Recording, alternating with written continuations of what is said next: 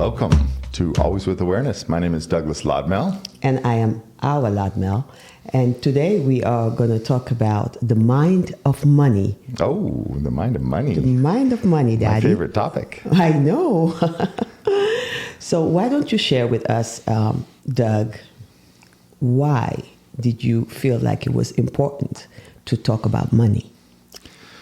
You're referring to the podcast that Yes. I've had for years, Absolutely. The Mind of Money. The Mind of Money. Yeah, so I started a podcast years ago called The Mind of Money. Yes. And it was really an outgrowth of my my work. So I'm an attorney. I'm an asset protection attorney, which means I get this very unique opportunity to talk to a lot of people about their money. I mean, it's one of the things about my job I love the most is very rarely are people willing to share their financial situation with anybody. That's right. Usually it's only professionals, but even your family, sometimes even spouses don't have clear ideas about finances between them. Yes. So when I talk to a client, because of the nature of what I do, I need to understand what their assets are so that I can design a plan to protect them. Which means that they have to tell me. And so I've been doing this now for almost 30 years, and that's a lot of clients sharing a lot of their financial information and understanding. And I realized that before I became this type of attorney, I just saw money as a thing, right? I didn't see the depth of it. Okay. I didn't see the nuances of money. I just saw money. Yes. Right? The concept of money. Oh, if you have a lot of money, you're rich. If you don't have a lot of money, you're not rich. And I think that's honestly how most people still see it. Absolutely. It's still just a very... Yes. That's how we all see it most of the time. Yeah, it's like... Yes. It's like a... Success means money. Yeah, success means money, right? And but that's clearly wasn't the case, right? Because as I talked to all these clients, I saw that two clients that had the same amount of money might have very different attitudes towards it. Yes. Very different lifestyles around it, and yet they made almost the same amount of money, and they had almost the same amount of money. And I thought, well, wait a second, there's something going on here. It's not the money, it's this relationship with it. Wow. Okay. And that relationship is not something that's just static across the board. Everybody doesn't have the same relationship. I agree with that. We don't have the same training. We don't have the same upbringing around our relationship with money. That's right. And so this really kind of launched me on a path of trying to understand it. And I guess the first real shock to my system was that I had a client. And he had sold his business to a big company and had gotten a $13 million deal. Now this is back in 1999 or so. Yeah. I mean, this was a long time ago. $13 million is a lot of money. I mean, sure. back then it's a lot of money. Today it's a lot of money. It still is now. Yeah. Right. And so, this is a big deal. He was retired. He can now do whatever he wants and just become an investor. Right. And so he calls me one day. I did a plan for him, and he's a client. And he calls me one day and he says, "Doug, I've got a problem. I might have to use my plan." And I said, "Oh, well, what's going on?" He said, "Well, the company that I sold to, they made their last payment to me, and they overpaid by $50,000." And I said, "Okay, what's the problem?" And he said, "Well, I don't want to give it back. I want to keep it." I said, Wow. "Well, is it yours? Let me just make sure I'm clear here. Is it your $50,000? She goes, No. It's an overpayment." I said, "Okay, well, if they ask for it, you need to give it back. In fact, I think the best course of action was just tell them. Right. Send them a check. Say, hey, you overpaid me by 50 grand. Here it is." Now think about this. This is a $13 million deal. Oh my God. 50 grand against a $13 million deal is nothing. It's Right. a rounding error. Jeez. It's just literally nothing.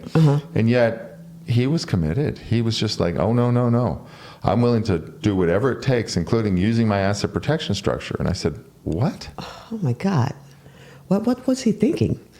That's stealing. Yes, but Okay. he was thinking it's their mistake, their problem. I want to keep the money. Wow. So his goal was 1,000% the money. That's all he cared about. He didn't care about who he was being Yes. in relation to the deal. He didn't care about the energy that theft would have on all of his money. Right. Yeah. You know, I mean, he just, all he could see was money. And and it shocked me. And I remember thinking, that's not healthy. Absolutely not. No, that's not the relationship I want with money. I don't want to have that. Okay. You know, that's just, it really threw me onto a path. And this was very early in my career, the first couple of years. So it was really a gift. Yeah. Because, you know, it happened so early and I was so shocked. I just couldn't understand it. And then I started to see a pattern. Okay. And I realized that in varying degrees, this was happening all the time with my clients. Some of them had this relationship with money that was just unhealthy. The money was the goal. It was just about the money, the money, the money, the money, the money. And so I started asking myself the question, well, what is money? Yeah. Like I wanted to know. Yeah. And I started doing research and I started understanding how is money created in our system, which was a not intuitive process. You know, you think that money is printed by the government and that's the money supply. But that's not the money supply. Right. The actual money supply of printed money is just a tiny fraction of the actual money supply. Yeah. So the dollar bills and the $100 bills and the coins that are out there, that's just a tiny little piece of the money. Okay. The real money is created in a completely different way, which is really a different topic to this, but it just made me realize, okay, well, what are we trying to represent with money? Yes. Right? What is it? And so I asked myself, and I do this sometimes, I'll simplify things down so that I can get to the core of the concept. Yes. And so I said, well, let's just simplify. Instead of a world of 8 billion people with all these complicated mechanisms, let's think about it in terms of an island with 100 people. Okay. And if we just simplify it to there's an island, there's 100 people on the island, they're living in community, they're trying to work together, they're not warring or anything, but now they need to create an economy. Okay. So how are they going to create an economy? The guy there's the fishing group, right? They go out every day and they fish and they get fish. There's the farmers. The farmers, yeah. Right? There's the gatherers, there's the builders, there's the chefs, the cooks. The handymans, the child caretakers. Yes. Everything has to get done. And with 100 people, that's possible. In that context, do they need money? No. Not really, right? Yeah. The fisherman can say, hey, here's my fish. So even if it's a capitalist system, let's just say that those who do more work might get more. Yes. The fisherman can go out and say, okay, I did a really good job. I fished 7 days this week. I worked really hard, got a lot of fish. Yeah. He can go to the other people and say, I'm going to trade my fish for corn or for bread or for childcare or for cooking or cleaning or building. This is not to cut you. This is how we used to be, right? Isn't Well, this is in the earliest village systems. Exactly.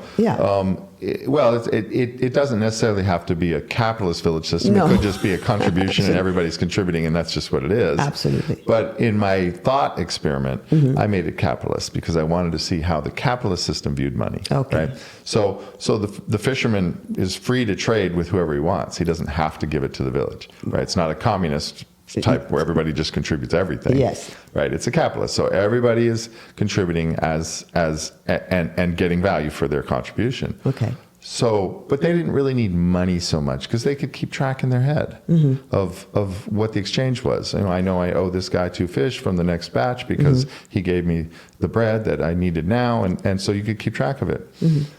And then I said, well, what is it that the money is representing in that simplified structure? And the answer was, it's really representing human energy. That's right. Right? The energy of all those villagers that have to get up and go and do their work for that day. Yes. And so for me, I started using that definition of money, which is human energy. And if money is human energy, right, then I said, is there a shortage of money on this planet? As long as there is humans, there is no shortage of energy. No. So there's no shortage. No. Right? Absolutely. So this concept, and this is contrary to what I was taught in school. Yes. In all the schooling I had been in, I was a finance major, and then went to law school, and then I got a master's degree in taxation from NYU. And I mean, I had been to a lot of school, and never once had money been described to me as human energy. It's always described as a medium of exchange, and it needs to be scarce, and money is scarce. And this concept of there's scarcity around money. It needs to be scarce in order for it to work. But that wasn't accurate. Once I looked at it, money doesn't need to be scarce. No. Something that you represent with money with, like, so to go back to our island. Yes. Okay, let's say it got a little too complicated and people were having trouble keeping track. Yes. They might pick something scarce, like a very unique shell. Yes. To say, okay, well, this is going to represent, you can't just find these shells. This is going to represent what you owe me, like an IOU. That's right. Which was our kind of first form of money. Yes. So the representation of money, and later it became gold, yes. which was also scarce, right? So gold became a representation of money. Yes. And this is where I think we lost something. We had a flip in here, because the representation of money needed to be scarce for it to not just overwhelm our system. Yes. But the money itself, what it represented, the human energy behind it, should never have been seen as scarce. That's right. It should have been seen as abundant always. I totally agree to that. Yeah. So we have this now tension in our system, and to this day we are living with, most people think money is scarce. That's and it's right. not. That's right. It's not. Money is not scarce, because human energy is not scarce. That's right. Now, unlocking human energy, that's a different question. Yes. Right? That's a totally different question. If you want to unlock human energy, you need to find a way to do it. And that involves systems and political will and motivation, infrastructure for that. I mean, trust again. Yeah. Absolutely. Right. So this really made me look at, okay, I'm back down to my clients. I'm back down to the clients that I see have this relationship with money, which is, it's scarce, and it became this goal in and of itself. Yes. So my guy who sold his company for $13 million, all he cared about was money. Wow. Right. And then I started looking at, okay, well, how are these people living? The ones that are seeing money as the end goal. Yeah. And what I realized is that they were living without integrity. Without integrity for sure, because their motivation was so clearly money, that they were willing to do things that for the money that they might not do if and which looks like a lack of integrity or a lack of awareness or consideration for your other humans, right? Yes. But they also didn't use the money to live these full lives of, I mean, what I consider a full life is a life lived in generosity, in abundance. When I go out to dinner, I'm free to be enjoying the fullness of what they're offering, and not thinking about the bill every second, looking at the prices on the menu. All these things that you associate, well, when I have a lot of money, I'll do that. Yes. And what I learned from my clients is that when you have a lot of money, you will not do that. No. You will do what you've always done. Yeah. And if that's live with a poverty mentality, with a scarcity mentality, with a fear mentality, fearing like I'm going to lose my money, I'm not going to have enough money to make it the distance, I'm not going to have enough money, then you don't enjoy the money that you do have. Wow. Well, I totally, while you're talking, thinking about all the time that I had to spend money and had to really make a choice, because like you were saying, you can plan to do something. You say, when I have money, I will do this. I'm going to give an example. When I have money, I will buy my sister something, or I will give money to my mom, and arrive that time where the money is there. Oh my God, that's where if you have done your work or not, because you are definitely not going to do it if you were not doing it when you had little already. Well, that is the rule that I learned, is that if you can't do it when you have little, you can't do it. You will not do it when you have big. Absolutely. You just can't. Yeah. You can't change. Yeah. And so what this caused me to do is look at my own relationship with money. And I realized that I was raised with the same relationship. Okay. Scarcity. Scarcity. That, I mean, my father was born in 1935 in the middle of the Depression, raised, I mean, he still would tear paper towels in half and use half. I remember that. And even save it if it wasn't too dirty, right? I know. I mean, there was a frugalness around his generation Yes. that was extreme, right? And so I was definitely raised with this scarcity mentality around money, you know, very much conscious all the time of it. And I realized that was no longer serving me. And how did you break that?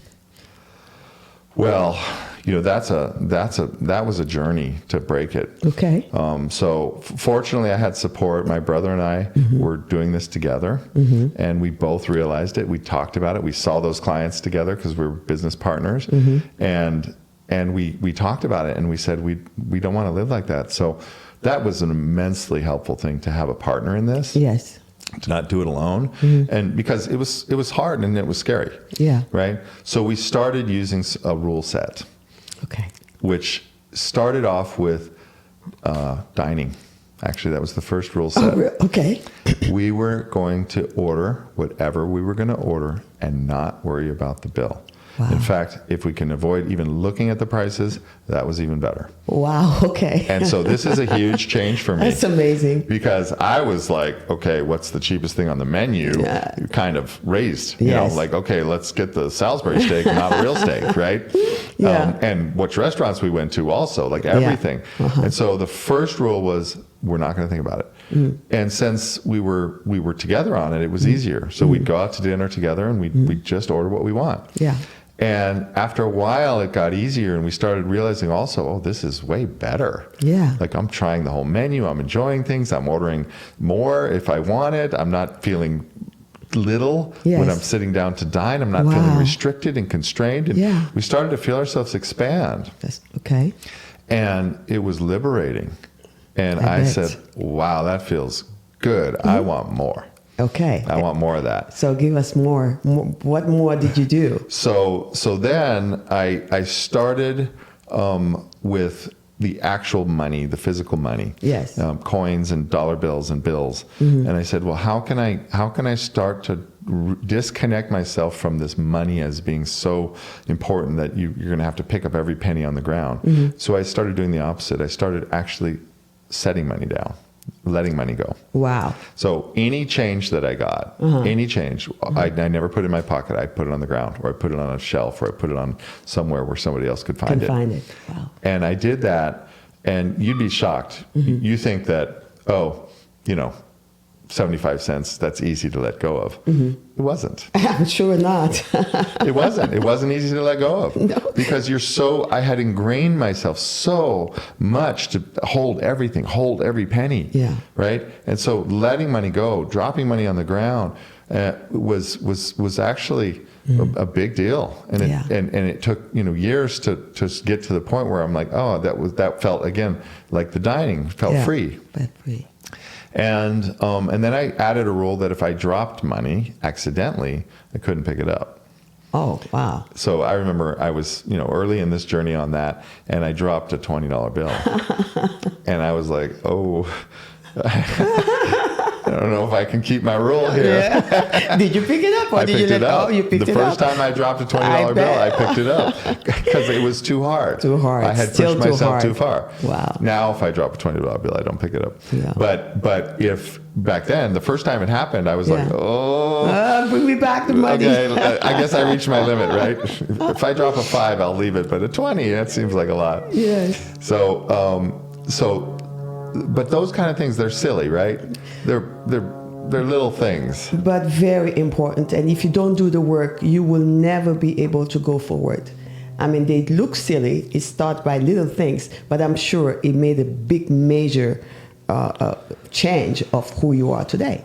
Oh, it was a massive shift, right? So I started moving, Yes. and then I started freeing myself around the way I saw money. I started, and then I just realized that I want to see my definition of money as being money, which is the human energy. Yeah, and supporting you at the same time. And supporting And me. not putting fear. Right. Right? Right. Yeah. I didn't want to live in fear around money. And I saw this relationship. So as I continue to expand in my practice and grow and have more clients and have more points of reference with those clients, again, I saw this very consistent thing across the board. I'll share another story about another client. And he called me, and it was very clear that he was not happy in his marriage. Okay. I mean, it was beyond clear. He was aggressively unhappy. And he talked to me for a while, and I said, well, I don't understand. I mean, this sounds like this is a situation where, I mean, that it's not a salvageable marriage. Have you considered divorce? And he said, oh, no, I can't do that because she'll take half my money. Wow. And I said, yeah, so you're not going to be, clearly you're suffering.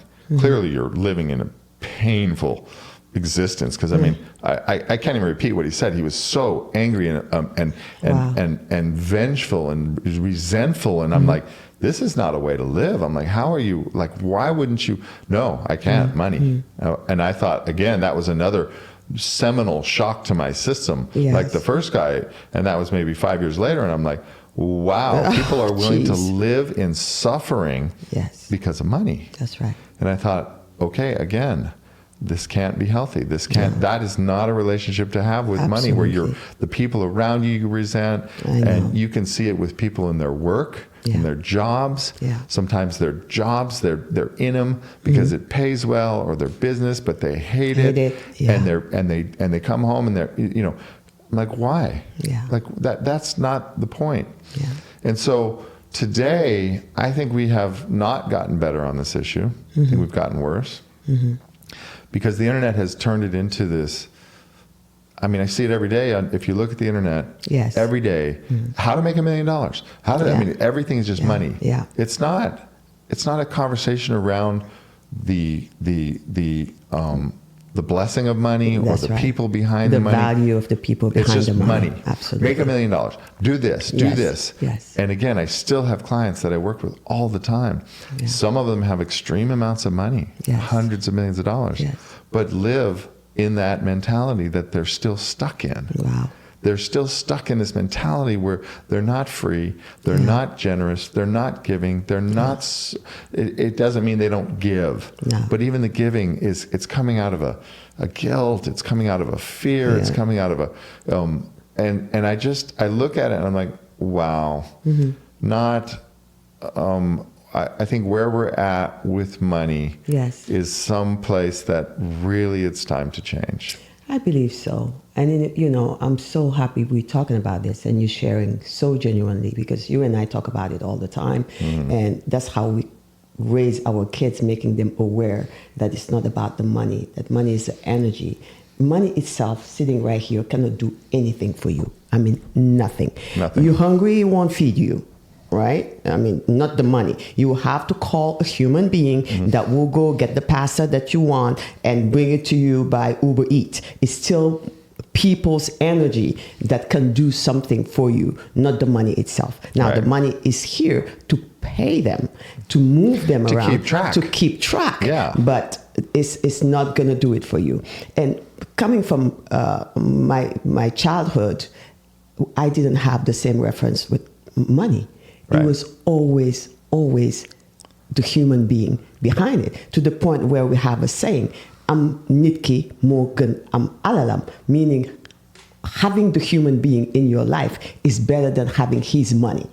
Because that human being can do for you, right? You can know somebody who has money or not have money, but themselves, having them, connecting with them is more important than having their money. And this young generation needs to know about that, because they're so focused about the end game. They're ready to bully anybody on their ways. I mean, parent, friends, I mean, like you said, relationship, just to get to the end game.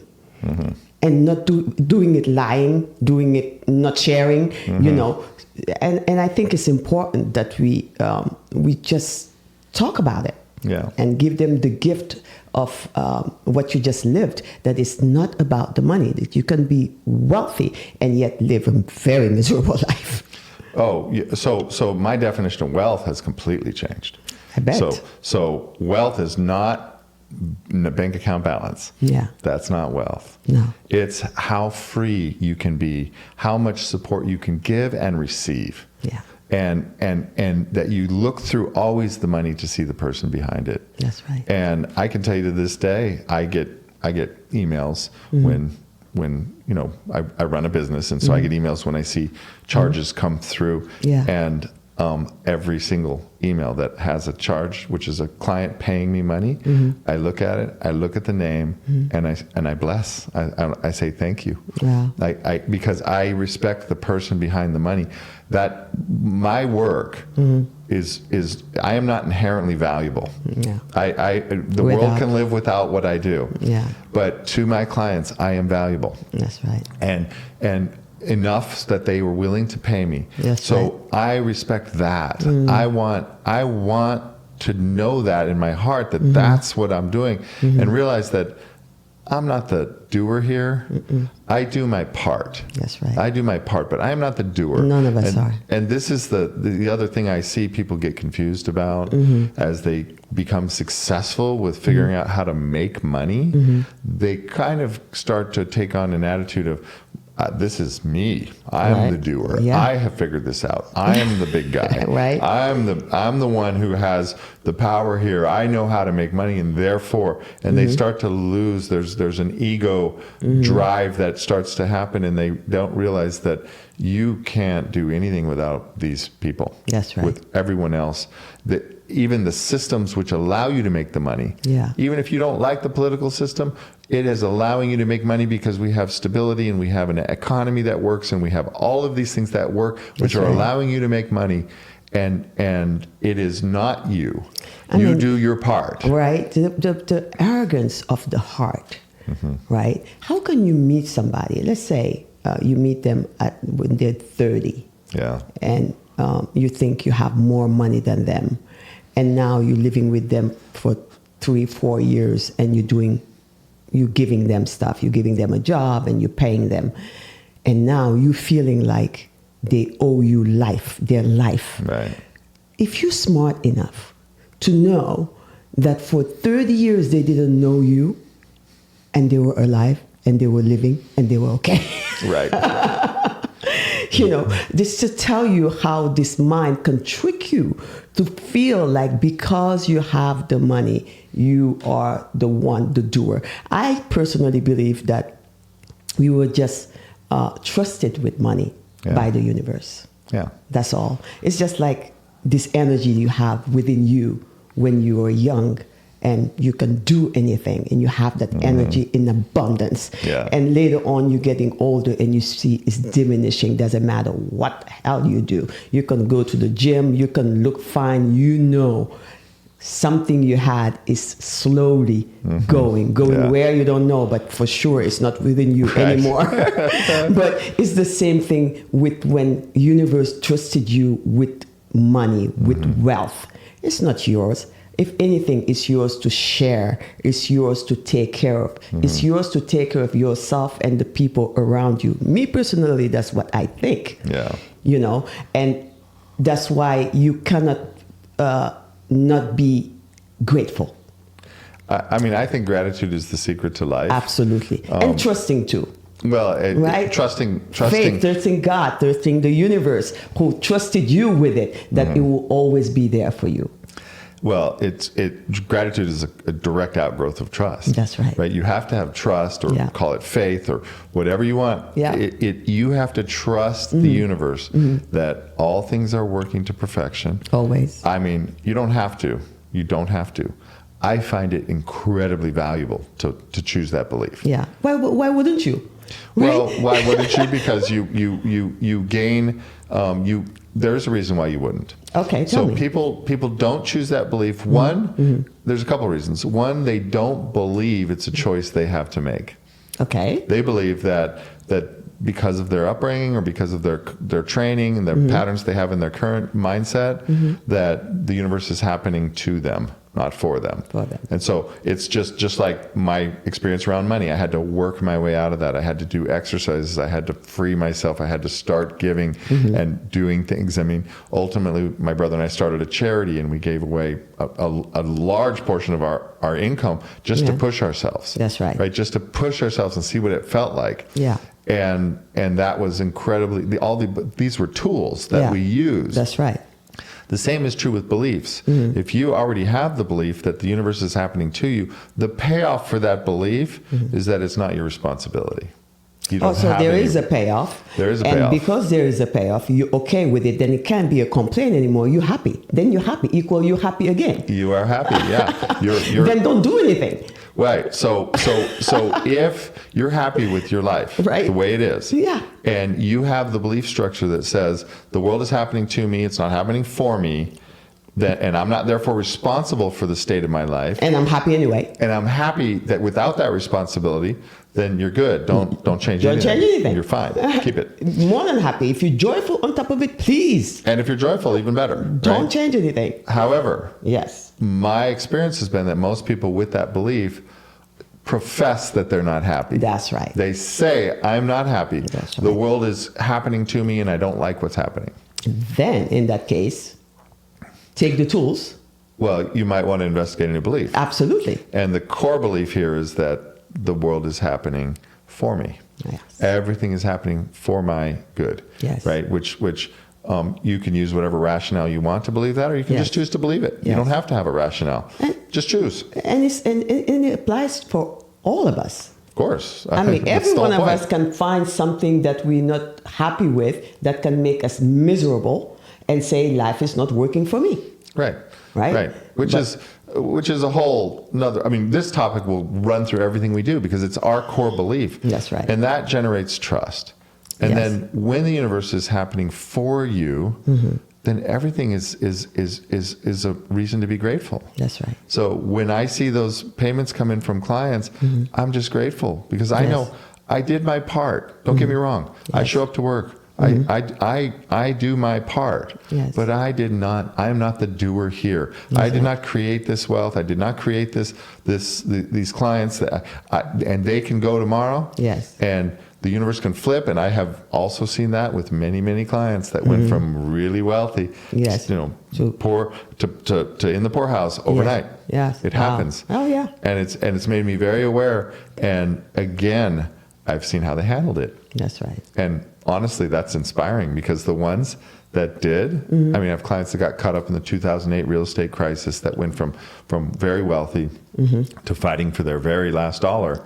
And it was amazing because, first of all, the ones that had made it once and lost it, I would say 80% of them made it back within 5 years. And what do you think contributed to that? Their attitude. The attitude. They just said, okay, yep, I took the risks. But I know how to do it again. And they do it again. Wow. And that's inspiring to me because again, it lowers fear. That's right. So they're being bold in the world. Yeah. And that's why they like asset protection. That's why what I do is relevant because it helps them to lower fear. Oh, when you have something that protects your assets and gives you some chance at keeping them in a crisis, that lowers fear, right? Absolutely, but they're not afraid. And so they are able to do it again because they don't have that fear. And of course, they've learned how to make money. There is a trick to the system. There is a trick, yeah. You can learn how to do it. It's a skill. Yeah. Right. So, but this concept of having this gratitude, for me, it makes me see my money as something that I'm privileged and grateful to have. Yes. That is not a right. It is not my right to have it. Yes. And that it's the humans behind it. And so I can tell you in my office with my staff, we are all very clear. Yeah. The most important people are our clients. That's great. We jump.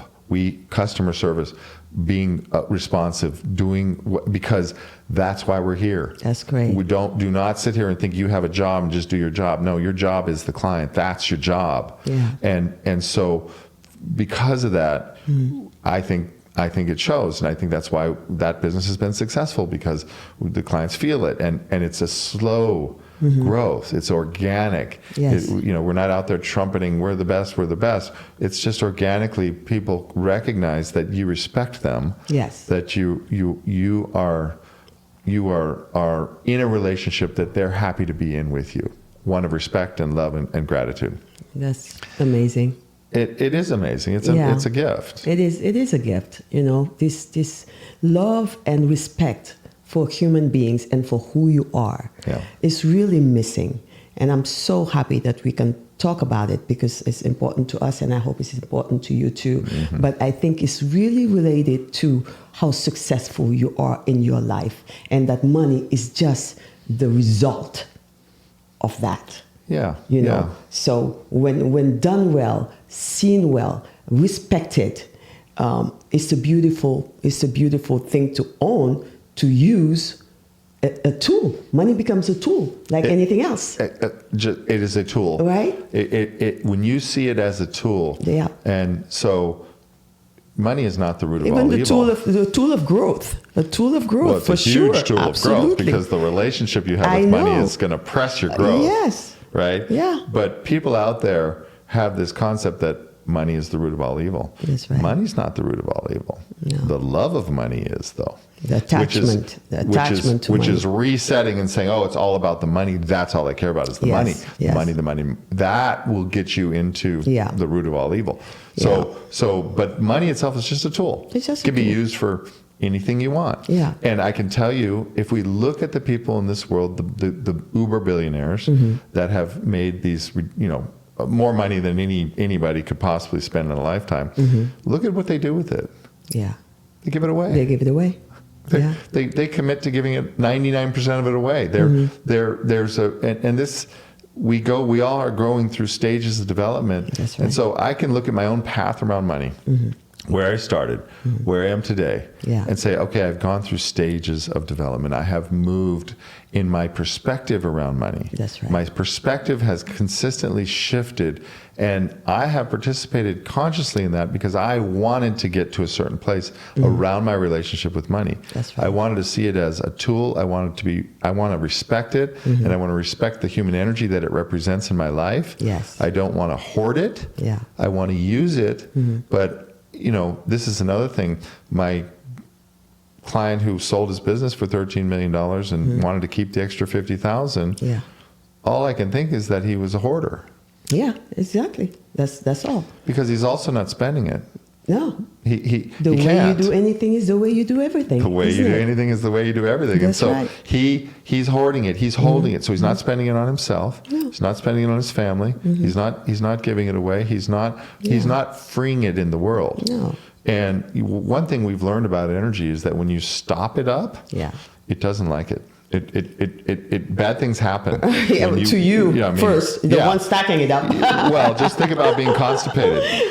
Now imagine when you constipate your money. When you constipate your money, it's like constipating your digestive system. Yes. It gets rancid, right? It's so funny you're talking about that. And again, in my religion, because I'm Muslim, and in Islam, even it tells you to take some portion of your money saved.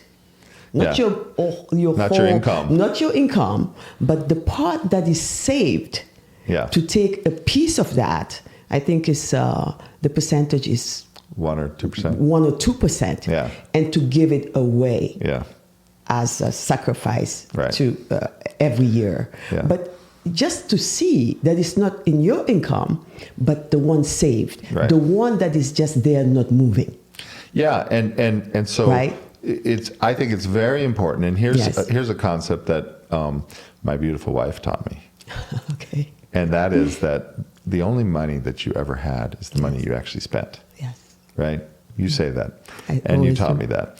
And I look at some of my clients and friends that are very, very wealthy, and I can look at them and see the things that they're not spending money on that they would like to. Yes. And I realize, they don't really have that money.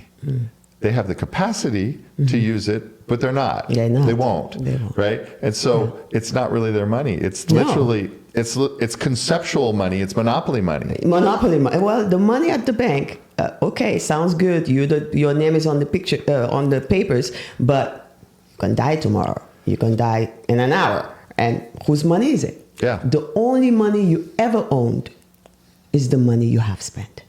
So this reminds me of another story with a client. Go ahead. That he called me, and he was in some trouble where he was going to basically lose the money that he has, right? Yes. He just got involved in the situation, and he knew it, and there's not really much he could do about it. And he said, and this is a great story because it was inspiring to me again. Yeah. He said, Doug, I'm going to lose all my money. And I said, okay, I see that. And he goes, but the money I'm going to have is the money I gave away. I gave my mother a house. I gave my mother money. I gave my sister. He had given all these things when he had the money. Yes. And that money wasn't going to go anywhere.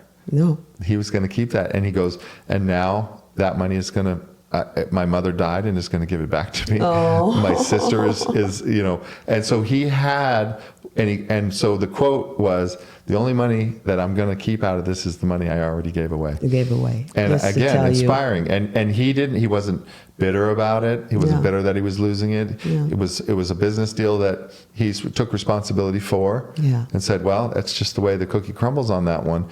But he was able to see the gift in it. And it just made me realize, wow, that's another way to, how beautiful. and think about it this way too. Yeah. When you give, what are you doing? You're not giving giving to money. yourself. You're giving to yourself. You're giving to people that will have, those people will still be there when your money is not. Right? So you're giving to yourself again, right? That's just, and again, this work we all have to do. None of us are exempt. And it's never ending. It's not like it's my journey's ending. over. It's still going. Oh no, at all. It takes time. It takes time. I personally, I remember one day I was telling one of my sisters, I said, Jam, I'm stingy. She's like, what? You stingy? You who's always giving? And I said, but doesn't mean that the stinginess is not there. I still have to work through it, and it's the same thing you were doing with your first $20. Yeah. I started this work. I don't know how old I was, but young, very young, teenager life. Yeah. We're not like this new generation now that feel like they don't have to send money home or help our parents. Us, we did. Doesn't matter what our parents had or who they were, how rich they were. We always was raised to give back. Yeah. Which I think is so beautiful, Yeah. And believe me, being a teenager and having going to France and working and having to send money every month, there were some months that were tough. You had to say, am I sending to my mom or am I doing this, Right. But that consistency of doing it and choosing always and saying, when I have this, I will do this, and being and committed to it. I mean, just change also my relationship with money, Yeah. So I totally get it.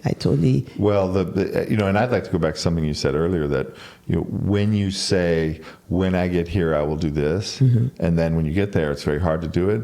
That's a thing. It's called moving the goal line. That's right. So you're just moving the goal line. Every time you get there, you go, well, okay, I said this, but now that I'm here, I realize I'm not feeling the way I thought I would feel, and therefore I must need more. Yes. And so you're actually chasing a feeling. That's right. So when you say, when I make $1 million, then I will give away $10,000. Yeah. Right. Right. And so when you make the first $1 million, and then you go, oh, well, I don't feel like I thought I would feel.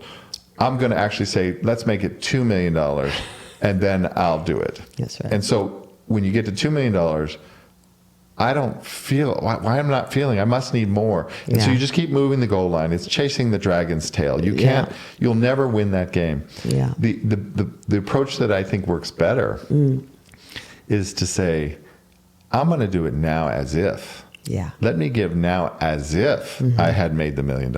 Yes. Let's go first with the giving. Let's Absolutely. go first with the freeing up. Yeah. Let's go first with the spending. Yeah. Even, right?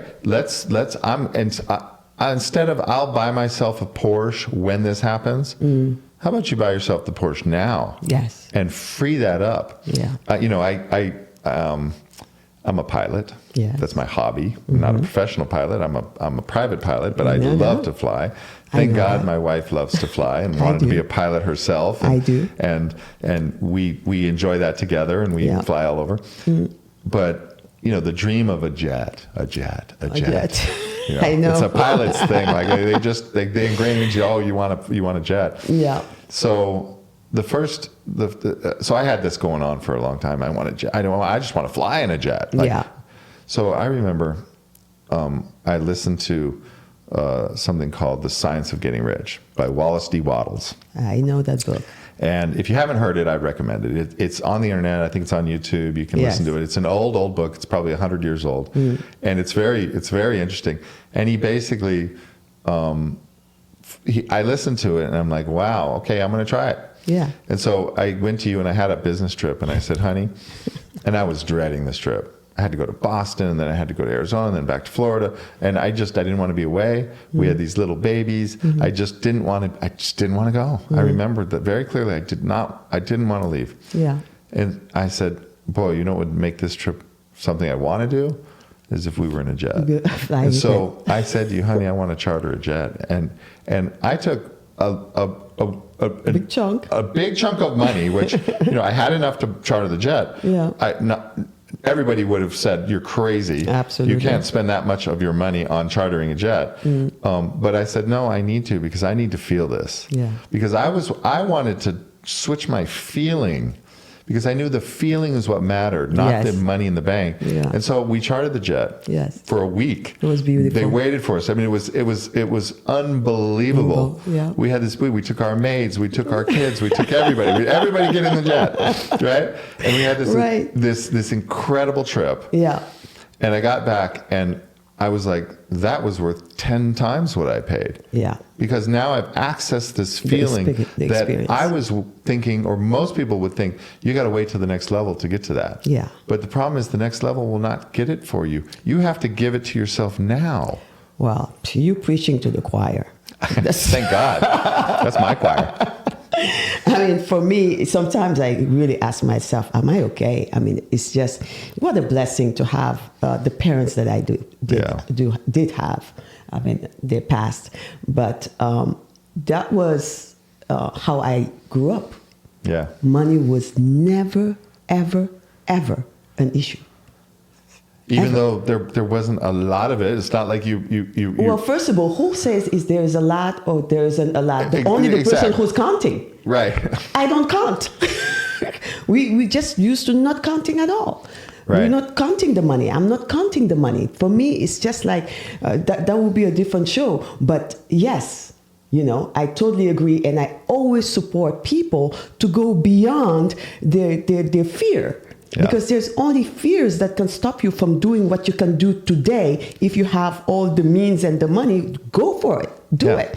So for me, that's all there was. Like, you wanted it. You wanted to get the feeling. Go for it. There's something for me that is just like, why think the worst? Right. Well, it's back to trust. Faith. Yeah. Gratitude. Absolutely. And so... but the feeling, and you know what, there is something encouraging happening today. I see that the generations coming up, they're actually more willing to spend their money on experience, and they want less stuff. Good for them. So I want to say that's a good thing. It's a good thing. Because they are accessing experiences earlier than our generation. Yes. We wouldn't take that money and travel around the world, but they will. They'll work, save up, get just enough money to do a big trip. They'll quit their job and they'll go on the trip. Tell me about it. Which is our generation would be like, you're going to do what? Yeah. No. Yeah. But they're like, no, I want to feel this. I want to do it. I want to see myself trying to do something else. Yeah. That's good. That's healthy. Yes. I think. Yeah. Well, I absolutely agree. And they can do it because they have parents like us. Or not. Or they do it because they can see it. And now with technology, you can see somebody else living it and you're saying like, well, that could be me. Yes. Yeah. So we didn't have that. We didn't have technology showing us that there's this option. There's an option. There's a Right. life to live out there that, it's okay. Trust it. Go for the feeling. Yeah, absolutely. Right. Yeah. So what they're doing is what we did, but it took us a lot longer to get there. Yes. Right. We had to blaze the path ourselves. Yes. And that's what I tell my clients. That's what I am constantly talking with my clients about. Most of my value that I bring, honestly, is in the conversations that I have. Yes. Especially in stressful times. Yes. They'll call me and they'll say, and what they really are looking for is a mindset shift. Yes. They want to make sure they're checking themselves. And clients who've gotten to know me, which most of my clients do get to know me over time, that's what they value. Yes. They value that I'm always going to bring a perspective that is not the norm out there, which is everything about the money, right? Yeah. Money first. Yeah. Quite the opposite. I'm always counseling, be very careful of lawsuits. Yes. You think you're in the right and you think it goes this way. Here's the other side of that sword. I'm trying to make sure that they fully understand if you think that weapon, that system is going to be used as a weapon by you, just know that it has two edges. Yes. And it easily and often comes right back around and cuts your own head off. Yeah. And that's not something they hear from a lot of people. So it's just this path around money is something that you have to be conscious about. That's right. You have to choose how you want to be in relationship with money. And if it's not healthy, you need to look at your belief structure. That's right. What is it that I believe about money that is holding me back? That's right. Because it is definitely living without money is not fun. No. Nobody wants it. And this for is sure. not, I do not interpret anything we're saying, oh, you can be happy without money, so therefore don't bother with it. No, not at all. You need it. Yes. You got to pay your bills. You got to pay the rent. You'd like That's to send right. your kids to a good school. So money is a functional tool. Yeah. So I encourage you to actually do things that support your relationship so that you can actually have more money. Yes. But not with the wrong motivation. No. Not where the money is the goal. Yeah. It should be what the money as a tool can provide for you as the goal, That's not the right. money as the goal. That's right. And we have a concept that we talk about a lot called baraka. Yes. And baraka is really like Blessed. blessed. Money. Yeah. It means blessed, right? Yes. And so for us, we want our money to have baraka. Baraka. Blessing. If it doesn't have baraka, that's not the kind of money we want. Yeah. So baraka comes from integrity, honesty, Yes. respect. When you do your work that generates the money, that money comes with baraka. Yes. Consciousness. If you lie, steal, cheat, do all the things to get money, Yes. that money doesn't have baraka, and that money is not money you want. Well, that money can't do anything for you. I mean, really, because you still haven't done your work. No, it will perpetuate. If anything, exactly. It will perpetuate the cycle that you're in. So absolutely. if you're stealing to get money, Yeah. you think it's the money again. You're not valuing the money as what it is, as the humans behind it and the energy. Absolutely. And again, this integrity around doing things because it's going to be consistent, where your words and your thoughts and your deeds are all consistent. Yeah. That has so much power in it. I know. And when you let money disempower you by saying, well, okay, I'm gonna make an exception here. And we all do it. We all do it. We have grown up in this system. It's not about whether you've ever done that. We've all done it. Absolutely. That's why it's called growth. It's how much can you grow? Exactly. How much can you move to the next level? Yes. How much can you say, okay, I see, I now next time I'm going to do it differently. Yes. I'm going to choose a different path.